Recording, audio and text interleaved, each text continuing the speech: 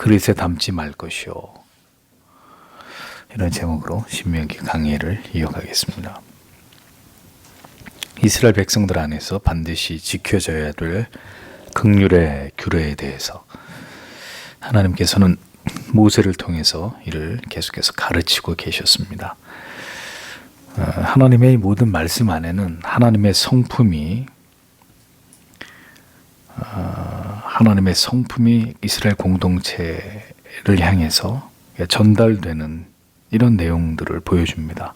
하나님의 성품이 공동체 안에 잘 드러나서 모든 백성들이 하나님의 긍휼과 자비를 경험하게 하시는 것이 이러한 규례와 법을 정하신 목적이라는 것을 우리가 올바로 이해해야 될 것입니다.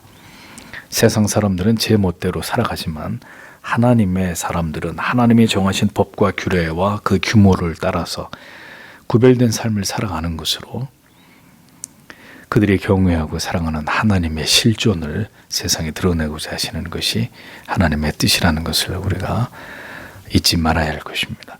하나님께서는 이스라엘 공동체가 그렇게 하나님의 통치하심을 지켜 행함으로 가장 모범적이고 아름다운 국가와 민족이 되기를 바라셨습니다. 하나님의 통치가 가장 잘 구현된 백성으로서의 이스라엘 백성이 되기를 원하셨던 것이죠. 그러나 그 하나님의 기대와 달리 이스라엘은 율법을 지키는 일에 자기들의 특심, 자기들의 열심, 자기의 일을 드러내는 그 충성들만 자랑할 줄 알았지 하나님의 이 같은 깊은 뜻을 전혀 담아내지 못한 그런 민족으로 전락하고 말죠. 이것을 보면 하나님은 위대하시나 인간은 정말 답이 없는, 하나님의 뜻에 조금도 부응할 수 있는 능력이 없는 그런 존재에 지나지 않다는 사실을 깨닫게 됩니다. 우리에게 예수 그리스도라고 하는 구원자가 없었다면 인간의 자기의와 노력으로 하나님의 의에 이르지 않은 전무하다는 사실을 우리가 다시 한번 깨닫게 되는 거죠. 어느 나라, 어느 교회, 어느 가정이든 하나님의 통치가 가장 잘 실현되는 곳에는 질서가 있습니다. 규범이 있습니다. 규범이 살아있고 그리고 사랑과 공의와 긍휼과 그리고 하나님의 분명한 교훈과 징계가 존재합니다. 그것이 하나님이 통치하시는 교회든 가정이든 국가든 민족이든 그렇습니다.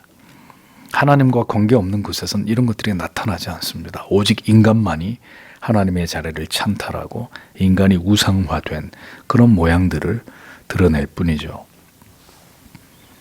하나님께서 다스리실 때 그리고 그 통치에 복종할 때 반드시 어떤 곳이든 하나님이 다스리심으로 인한 평화와 안녕과 번영이 뒤따르게 되어 있는 것입니다. 그렇게 되지 않는 것은 하나님의 통치를 거부하고 인간이 하나님의 뜻을 거스려 죄를 범하면서 곁길로 가기 때문에 모든 게 다 깨지는 거예요. 가정에서든 교회에서든 한 국가와 한 사회에서든 권위는 다 붕괴돼 버리고 뒤죽박죽 혼란이 찾아오게 되고 무질서하고 불의하고 불법한 일들이 판을 치는 이런 모양들을 드러낼 수밖에 없는 거죠. 하나님의 통치 아래 있을 때 반드시 그 백성은 평화롭게 되어 있습니다. 하나님의 통치가 훌륭한 지도자와 올바른 법과 훌륭한 제도를 통해서 세상을 매우 질서 있게 정의롭게 평화로운 곳으로 만들어가기 때문입니다. 하나님의 통치가 사라지면 그 반대의 세상이 찾아오게 돼 있다는 거죠. 이러한 하나님의 통치에서 인간이 벗어나서 하나님의 법과 질서를 무너뜨리면 인간들이 살아가는 세상은 급격히 어려움과 고통을 겪게 되어 있는 것입니다. 성도든 개인이든 그 모든 고통 아래 짓눌리게 되는 일들이 일어나게 되는 것입니다. 그 이유는 인간이 만든 세상이 아니기 때문이에요. 인간이 만든 질서 속에서 인간이 살아갈 수 없는 존재이기 때문입니다. 인간에 의해서 유지되는 세상이 아니기 때문이에요. 하나님을 밀쳐내고 인간이 자기들의 노력으로 세상을 아름답게 만들어 보겠다고요? 불가능한 이야기입니다. 더 혼란스러워지는 거예요. 더 불행과 고통이 끊이지 않는 그런 세상이 되어버리는 것입니다. 교만한 인생들이 하나님을 밀쳐내면 그 결과는 재앙이 되는 것입니다.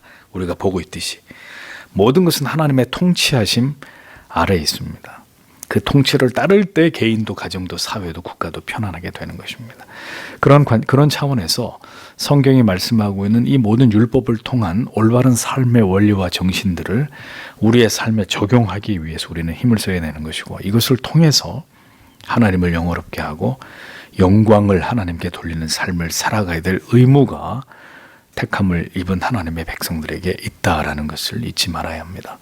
하나님의 긍휼이 어떻게 이스라엘 공동체 안에서 구현되고 성취되기를 하나님이 원하셨는지 계속해서 신명기 말씀 속에서 그것에 주목해 보기를 원합니다. 자, 24절 25절 말씀을 다시 보십시오. 내가 네 이웃의 포도원에 들어갈 때 그때 너는 내가 만족할 만큼 너의 식욕을 따라서 포도들을 먹을 수 있다. 그러나 너는 너의 그릇에 결코 담지 말라. 내가 네 이웃의 곡식 밭에 들어갈 때 그때 너는 네 손으로 이삭들을 자를 수 있다. 그러나 너는 내 이웃의 곡식 밭에 결코 낫을 휘두르지 말라. 이렇게 기록이 되어 있습니다. 본문의 말씀은 배가 고픈 사람은 누구나 아무 때나 자기 집에서 가까운 다른 사람의 포도밭과 곡식밭에 들어가서 포도와 곡식을 마음대로 따먹어도 된다, 이런 뜻이 아닙니다. 이 말씀이 해당되는 사람은 포도밭과 곡식밭을 지나가던 배가 고픈 매우 공핍한 그런 자들에게 해당이 되는 말씀입니다. 나그네나 고아나 과부 같은 이런 자들을 가리키는 것이죠. 그런데 그런 자들 중에서 배가 고픈 자들에게 이 같은 법이 허락된 것이다 라는 겁니다. 마음대로라고 번역된 원문의 의미는 내가 만족할 만큼 너의 식욕을 따라서 라는 뜻입니다. 그러니까 우연히 그 밭을 지나가던 중에 내가 가진 게 없는 가난한 사람, 지극히 궁핍한 사람이란 말입니다. 가진 돈도 없고 끼니조차 걸을 수밖에 없는, 그래서 심히 배가 고픈 처지에 있는 이런 경우라면 지나가다가 포도밭이 보이고 곡식밭이 있으면 배가 부를 때까지 포도와 곡식을 따 먹을 수 있었다는 거죠. 이게 죄가 되지 않는다는 거예요. 그래서 하나님이 이같이 그 밭의 주인들의 허락을 구하지도 않으시고 일방적으로 이렇게 명령하시는 것은 이 모든 것의 주인이 바로 하나님이시기 때문이라는 거예요. 우리가 생각할 때는 그래도 그 밭 주인한테 좀 양해를 구하고 설득을 하고 이런 법을 만들려고 하는데 좀 너희들이 협조를 해줘라, 이렇게 말씀하셔야 되는 거 아닌가? 이런 생각을 하게 됩니다. 말도 안 되는 얘기죠. 세상의 모든 것이 하나님께로부터 비롯되는 것이기 때문에 하나님께서 누군가에게 이 같은 법을 만들고 시행하는 일에 있어서 허락을 받으시거나 양해를 구하실 이유가 없는 분이십니다. 내가 법이라는 거죠. 내가 이렇게 말하고 이렇게 정하면 너희들은 그대로 지키라는 것입니다. 왜 그렇게 해야 됩니까? 라고 묻지 말고 따지지 말고 내가 내 것을 가지고 내 백성들에게 이런 법과 제도를 만들어서 나의 긍휼의 성품을 너희들에게 드러내려고 하는데 그게 하나님의 뜻인데 누구한테 허락을 받아요? 누구한테 이렇게 해도 되겠느냐라고 물어봐요. 하나님은 이러한 규례를 만드시면서 자세하게 설명하고 설득하지 않으셨습니다. 일방적으로 그렇게 이스라엘 공동체 안에서 법을 정하시고 그대로 시행할 것을 명하셨습니다. 그렇게 하나님의 백성들이 하나님의 뜻과 통치를 따르는 것을 그분이 원하셨기 때문입니다. 인간들은 자꾸 자기들한테 설득을 하라고 얘기합니다. 왜 설득을 해야 됩니까? 왜 하나님의 말씀을 가지고 죄인들에게 설득을 해야 됩니까? 법이요, 하나님의 말씀이요, 따르시오, 지키시오. 그러면 사는 것이고 그렇지 않으면 죽는 것이요. 죄인들에게 얘기할 것은 그밖에 없는 거죠. 뭘 설득을 합니까? 뭘 이해를 시킵니까? 이해를 시키는 것도, 그를 굴복시키는 것도 사람이 하는 게 아니에요. 성령께서, 하나님께서 죄인들의 영혼을 압도하시면서 이 말씀이 가지고 있는 권위로 그를 무릎 꿇게 하는 거고 무너지게 하는 거고 죄인인 것을 시인하게 만드는 것이지 뭐를 설득을 합니까? 밭에서 나는 곡식이나 실과 가운데는 반드시 가난한 자들에게 값없이 제공되어야 될 부분이 포함되어 있도록 그렇게 하신 것이 조물주의 섭리와 뜻이라는 거예요. 다 네 게 아니라는 거예요. 그 중에는 내가 내 가난한 백성들을 위해서 그들을 먹이기 위해서 내 밭에 자라게 하는 포도가 있다는 거예요. 내 밭에 자라게 하는 곡식이 있다는 거예요. 그걸 기억하라는 거죠. 네 게 아니라는 거예요. 그거는요. 그러니까 그 의미를 보다 폭넓게 적용하면 오늘 우리가 버는 수입의 그 일부는 누구 거라는 거예요. 반드시 아무런 조건 없이 어려운 자들에게 베풀어야 될 하나님의 소유란 말입니다. 근데 그걸 다 내가 쓴다. 도둑질하는 거라 이거죠. 도둑질. 이웃 사랑의 계명을 어기면서 살아가는 것이라는 겁니다. 물론 우리의 모든 것이 다 하나님의 것입니다. 그러나 특별히 우리가 얻은 이익 가운데 얼마만큼은 하나님이 반드시 궁핍한 자들에게 베풀어야 된다.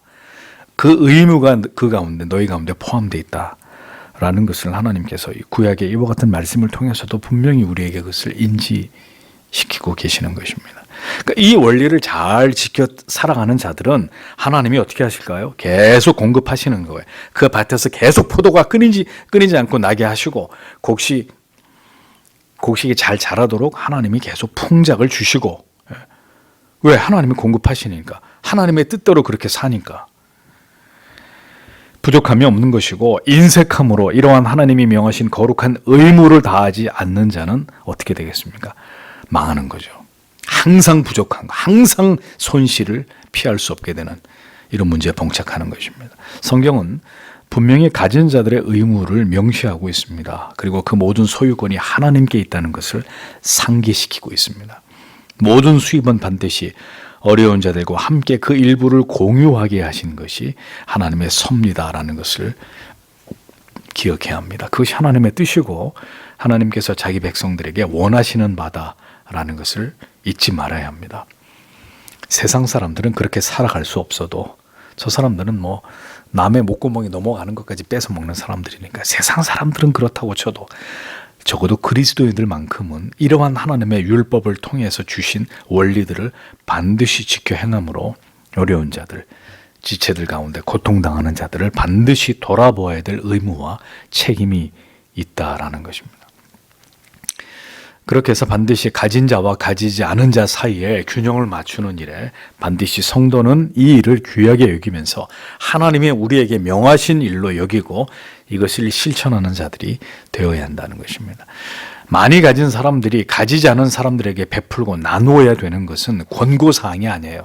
가능하면 좀 그렇게 해보지 않겠니? 권고사항이 아니라 반드시 그렇게 지켜야 될 의무사항입니다. 그렇게 하지 않으면 죄가 되는 것입니다. 세상도 그러해야 되는데 세상은 하나님과 하나님의 법을 알지 못하기 때문에 이런 일들을 올바른 원리와 정신을 쫓아서 행하기 쉽지 않습니다. 그러니 어떻게 돼요? 항상 문제가 생기는 거예요.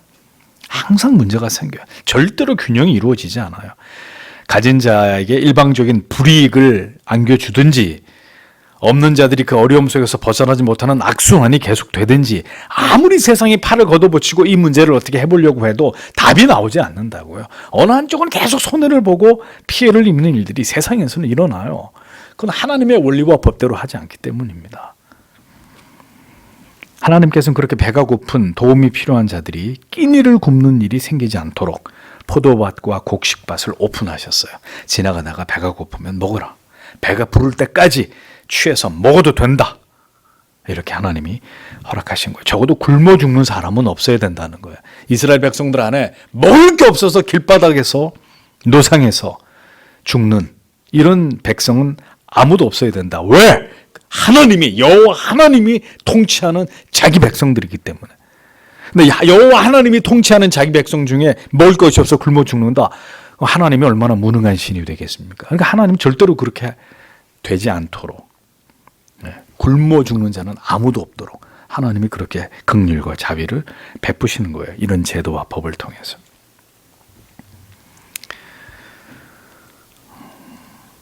그런데 다시 말하지만 누구나 무한히 언제든 항상 그렇게 해도 좋다라는 말씀이 아니었습니다. 하나님께서는 다른 사람의 밭에서 포도와 곡식을 취하는 자들에게 그것을 얻음에 있어서 어떤 방법을 제안하고 계십니다.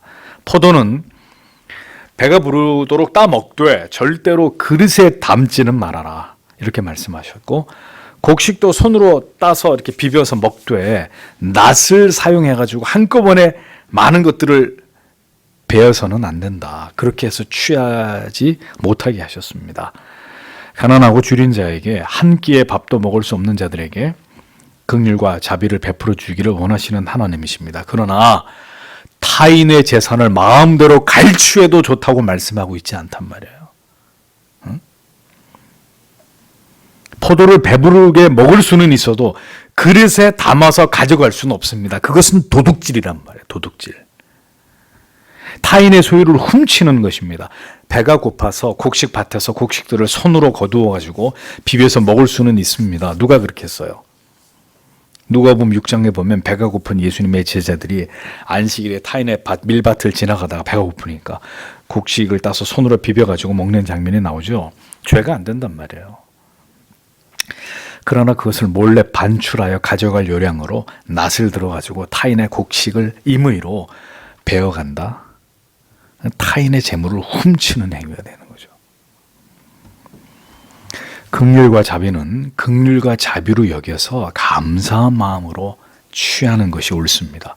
그 긍휼과 자비와 사랑을 탐욕과 욕망과 이기심으로 갚는 것은 하나님이 기뻐하시는 게 아닌 거죠.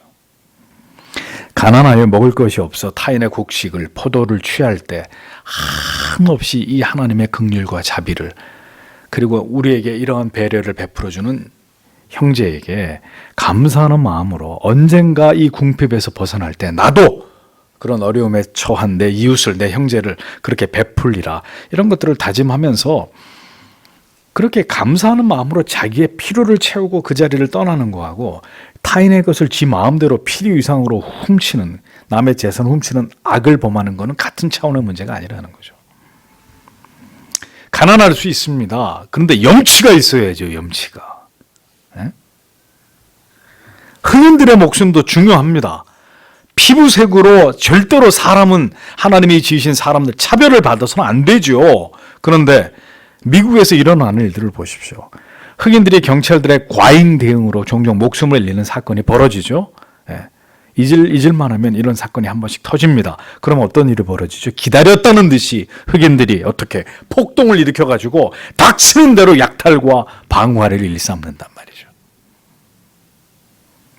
자기들 스스로 그렇게 자기들을 취급받는 그 악순환 속에서 못 벗어나는 거예요. 흑인들이요. 그런 짓을 하니까 그런 대우를 받는 거죠. 응? 그런 어리석음을 버리지 못하는 안타까운 모습을 본단 말입니다. 흑인이 그렇게 죽임을 당한 게 옳다는 뜻이 아닙니다. 잘못됐습니다. 그런데 흑인들도 자기들의 행위를 돌아봐야 되는 거죠. 가난하면 그렇게 그런 일들이 벌어지면 그것을 빙자해서 막 남의 것을 약탈하고 불을 지르고 이렇게 해도 괜찮은 겁니까? 아니잖아요. 가난하면 내가 가진 것이 없으면 무조건 부자들 걸 마음대로 취해도 되는 것입니까? 무슨 그런 법이 어디가 있습니까? 열심히 일해서 모은 재산을 국가가 마음대로 빼앗아 가지고 없는 사람들에게 나누어 줄 수는 없는 것입니다. 열심히 공부해서 좋은 대학에 진학을 하는 것이 아니라 어떤 특혜를 주어서 자격도 없는 사람들이 입학을 하고 진학을 하고 어떤 특혜를 받는 게 그게 정녕 올바른 일입니까? 그게 정의로운 것입니까? 세상에는 부패하고 타락해서 세상에선 그런 일들이 일어날 수 있어요. 권력을 가진 사람들이 자기들 입맛대로 그렇게 할 수 있습니다. 그러나 교회는 성도에게는 그러한 일들이 허락되지 않았다는 것을 우리는 잊지 말아야 합니다. 그것은 하나님의 공의도 긍휼도 아닌 거예요. 부끄러운 일들이에요. 그런 것들은. 자기들의 게으름과 무능을 부끄러워하지 않고 성실하고 열심히 노력한 자들의 것을 거저 얻으려고 하는 것은 그것을 빼앗으려고 하는 것은 참으로 악한 일이 아닐 수 없습니다. 그것은 범죄 행위가 되는 거예요. 배가 고파서 포도로 배를 채우고 감사한 마음으로 그 자리를 떠나는 것과 그릇에 딴 포도를 가득 담아가지고 훔쳐가는 것은 하나님의 긍휼로 용인되는 것이 아니라 하나님의 공의에 저촉되는 악이 되는 것입니다. 손으로 곡식의 나다를 훑어서 배부르게 먹고 하나님께 감사를 드리고 그 밭의 주인에게 고마운 마음을 가지고 그것을 떠나는 것과 낫을 손에 들고 와가지고 남이 땀 흘려서 가꾼 곡식을 훔쳐서 달아나는 것은 도둑질이라고요. 그건 도둑놈이고. 우리 이 차이를 분명히 알아야 되는 것입니다. 성경은 분명히 사유재산을 인정하고 있습니다. 동시에 그러나 가난한 자들의 끼니를 해결할 수 없는 이런 어려움에 처한 자들에 대한 긍휼과 자비와 관용, 이것을 베풀어야 될 책임이 공동체 안에, 그리고 가진 자들이 껴안아야 될 문제라고 명시하고 있는 거예요. 이것이 하나님이 말씀하고 계시는 사회의 모습입니다. 공동체의 모습입니다. 가진 자와 없는 자들이 어떤 관계 속에서 아름답게 살아가야 되느냐에 대한 중요한 원리를 말씀하고 계시는 거죠. 그러니까 여기서 더도 덜도 달리 해석하거나 그 선을 넘지 말아야 되는 것입니다. 가진 자는 베풀어야 될 자기의 의무를 부정하거나 거부하거나 축소해서는 안 되고, 없는 자에게 베풀어지는 긍휼, 사랑, 고귀함을 도움을 입는 자의 처지에 사람이 더럽혀서도 안 되는 거예요. 성경의 가르침에 주목하십시오. 가진 자도 없는 자의 이웃이고, 배가 고픈 가지지 못한 자도 포도밭과 곡식밭을 가진 자의 이웃입니다. 둘 다 이웃이란 말이에요. 그러니까 어느 한 사람도 손해를 봐서는 안 돼요. 불이익을 당해서는 안 돼요. 함께 윈윈해야 되는 거예요. 하나님의 은혜 속에, 사랑 속에 모두가 행복해야 되는 거예요. 그렇게 돼야 되는 거예요.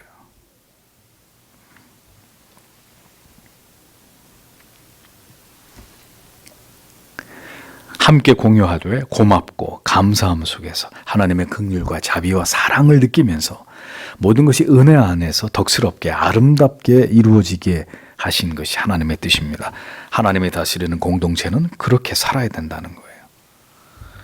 주지 않으려고 하고, 한쪽은 더 빼앗아 갈취하려고 하고, 추악한 모습들입니다. 기업인은 노동자의 노동력을 갈취하고, 분배는 정당하게 하지 않고 착취하고, 노동자는 충분히 받고 있는데도 가진 자들을 악착같이 어떻게 해서라도 더 많이 빼앗아 가려고 하고, 같이 망하는 거죠. 추악한 모습이죠. 강제로 가진 자의 것을 빼앗아 없는 자에게 주고, 없는 자는 더욱 자기의 권리만을 주장하고, 가진 자는 결코 없는 자를 배려하거나 올바로 분배하려 하지 않고 자기의 배만 불리려는 이런 일들은 성도 여러분, 세상에서 사라지지 않아요. 그래서 자본주의 안에도 분명히 잘못된 부분이 있고, 공산주의는 말할 것도 없고, 둘 다 이상적인 걸 추구하고 둘 다 성경에서 가지고 나온 사상이지만, 문제는 뭔지 아세요? 부패한 인간이 문제예요. 다 성경에서 취해가지고 나온 체제이지만 탐욕적인 인간이 그걸 그대로 실현하지 못한, 그건 이상에 불과한 거죠. 그러니까 자본주의에도 문제가 있고 폐단이 있고, 공산주의나 사회주의는 더 말할 나위가 없는 부패와 부조리가 있는 것이고, 중요한 것은 자본주의 원리 안에 성경이 말씀하고 있는 그 대의를 따라서 가진 사람들이 분배하고 나누고 섬기면서 살면 되는 거예요. 그게 안 되니까 자본주의도 이토록 타락하고 부패하는 것이라는 겁니다. 굳이 이 말씀을 가지고 그 얘기를 하자면. 그러니 성도 여러분, 우리가 세상에서 이런 것을 기대하기란 어렵습니다. 하나님을 모르는 자들에게서 이런 모습 기대하기 어려워요. 결국 교회가 그러한 질서 속에서 하나님의 사랑과 긍휼과, 그러면서도 공의 속에서 이같이 아름다운 삶을 살아가야 될 의무와 책임이 있는 거예요. 그리스도인들이 그런 삶을 살 때 저들이 본단 말이죠. 와, 부럽다. 저 공동체는 뭐길래, 저 사람들은 뭐길래 저렇게 이상적인 저렇게 서로를 사랑하고 필요를 서로 함께 나누면서 누구도 어렵지 않은, 자기 일처럼 팔을 걷어붙이고 돕고 섬기고, 저렇게 모든 것들을 이렇게 공유하면서 저렇게 참 우리가 볼 때 부러운 어떤 저런 삶을 어떻게 살 수 있나, 그 이유가 뭔가, 이런 것들을 궁금하게 만드는 거죠. 우리 안에 하나님의 통치가 있다는 걸 그렇게 보여주는 것입니다. 세상이 끝나는 날까지 여러분, 세상에서 가난한 사람들, 생계를 이어가기 어려울 만큼 힘든 사람들 계속 존재할 거예요. 주님 오실 때까지 우리의 어려운 이웃들은 늘 우리 곁에 있어요. 교회 안에는 그렇게 어려움을 당하게 되는 지체들이 언제든 생겨날 수 있어요. 그럴 때 우리는 어떻게 해야 합니까? 지난주도 말씀드렸죠. 코로나 사태로 인해서 문을 닫는 교회들이 속출하고 있습니다. 교역자들이 극도의 어려움을 성직자들이 겪고 있습니다. 근데 그게 주의 뜻이라면 어쩔 수 없어요. 그렇게 해서 많은 교회가 문을 닫는 게 하나님의 뜻이면 닫아야 돼요.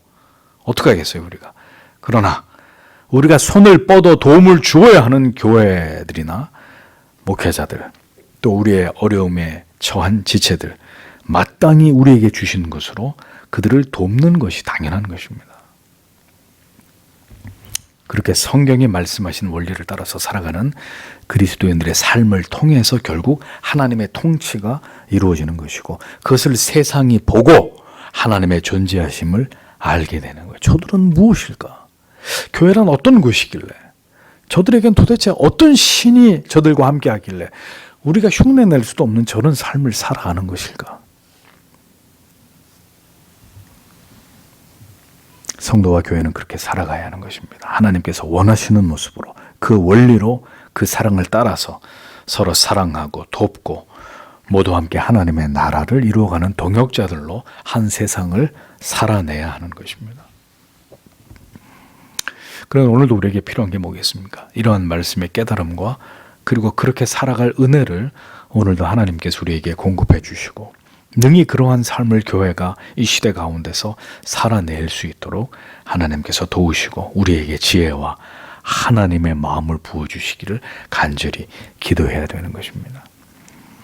이것이 완벽하게 공동체를 다스리고 있었을 때 나타났던 모습이 사도행전에 나오는 초대교회의 모습인 것입니다. 아무도 자기 것을 자기 것이라고 하지 않고 소유를 나눠서 그 어려움을, 환난과 핍박을 지나가고 있는 초대교회 성도들이 함께 먹고 함께 고통당하면서 공동체 전체가 하나가 되어서 그 어려운 시대를 지나갔던, 완벽하게 그 공동체를 성령이 하나님이 다스리실 때 그런 놀라운 삶을 교회가 보여주었던 것입니다. 세상 앞에. 이제 또다시 교회가 그러한 상황 속으로 들어갈 수 있습니다. 머지않아서. 우리에게 성경에 가르치는 그런 마인드가 없다면, 그런 믿음이 없다면 어떻게 되겠습니까? 교회는 또다시 우리가 이런 말씀들을 우리의 마음에 새기면서 그리스도인들이 하나님의 통치 속에서 어떠한 삶을 지향하고 어떠한 삶의 책임을 감당하면서 하나님의 긍휼과 자비의 통치 속에서 하나님의 의를 이루어 가야 되는지를 미리 여러분 마음에 새겨 놓으시고, 그렇게 살아야 되는 시대가 올 때 그렇게 하나님 앞에서 살아가는 모습으로 하나님을 영원롭게 하는 하나님의 사람들이 되어야 할 줄 믿습니다. 기도하겠습니다.